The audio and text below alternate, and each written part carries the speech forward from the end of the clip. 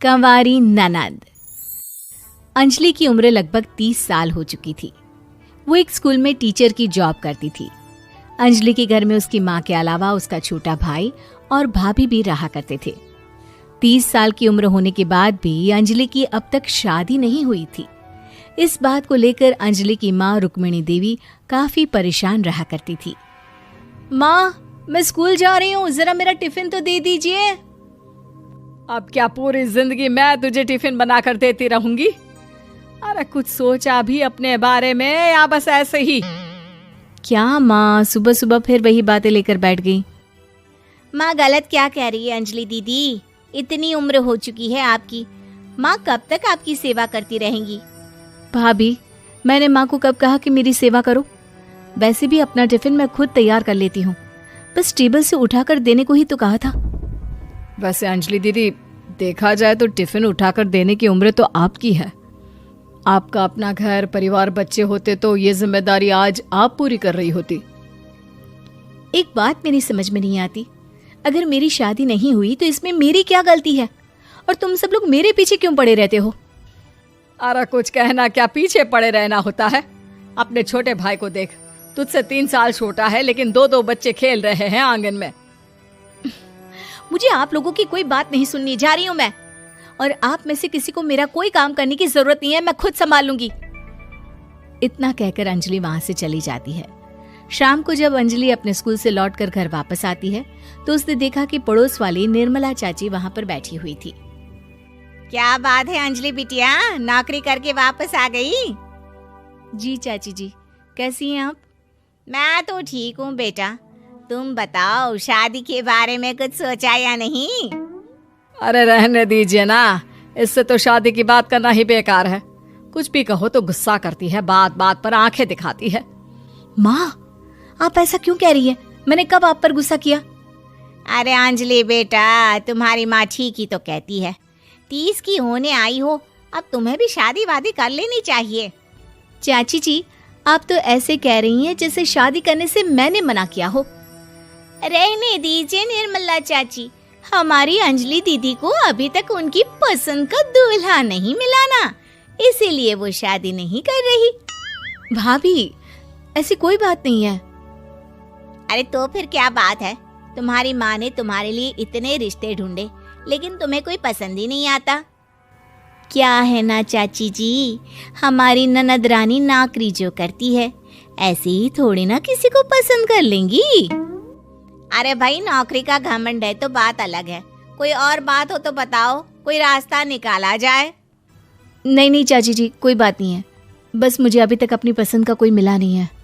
सुन लिया आपने, इस लड़की के तो पर निकल आए हैं और इतनी उम्र में अपनी पसंद का कोई मिलेगा भी नहीं इसे। माँ, आप मेरी शादी को लेकर हमेशा मुझे ताने क्यों मारती रहती हैं? अपनी माँ की बातें तो ताने लगती है। ताने हैं? बताओ, मैंने कुछ गलत कहा क्या?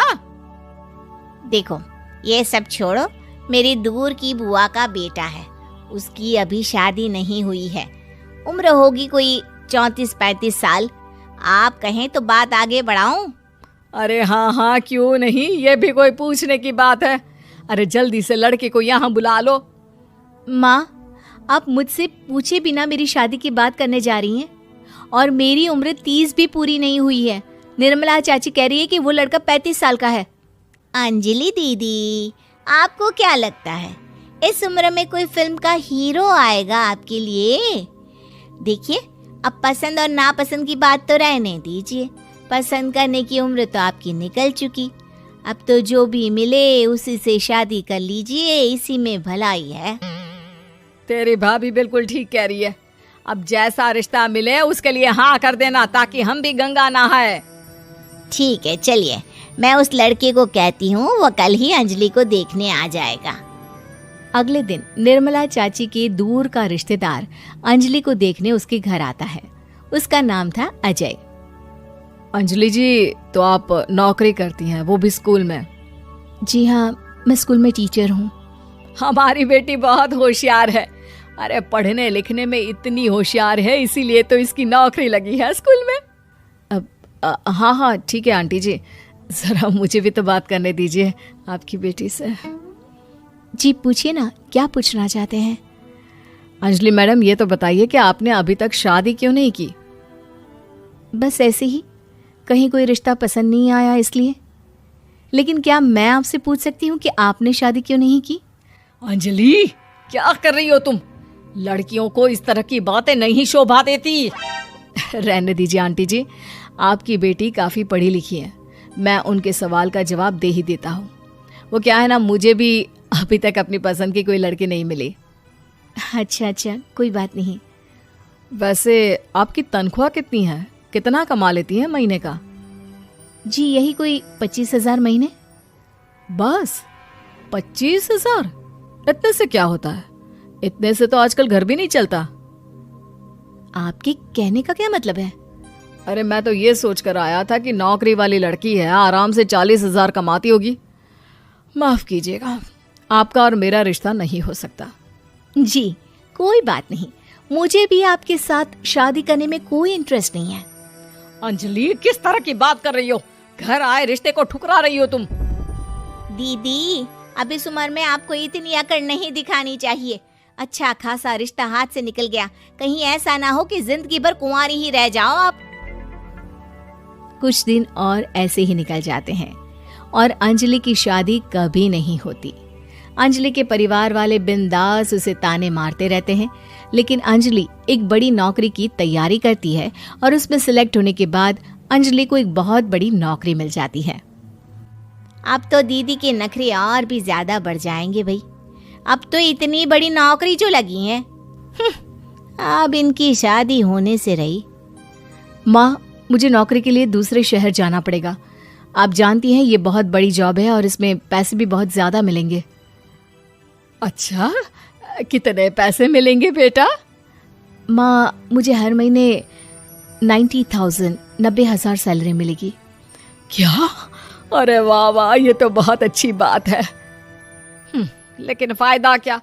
कितने भी पैसे मिले, शादी तो हुई नहीं ना तुम्हारी।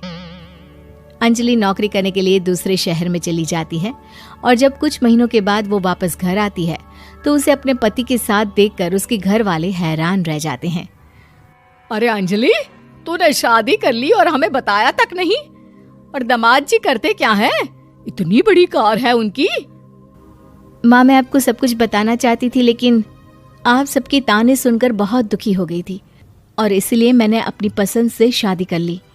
मेरे पति मेरे साथ ही ऑफिस में नौकरी करते हैं और बहुत बड़े अफसर हैं। और एक बात बताऊं माँ, आज मैं बहुत खुश हूँ।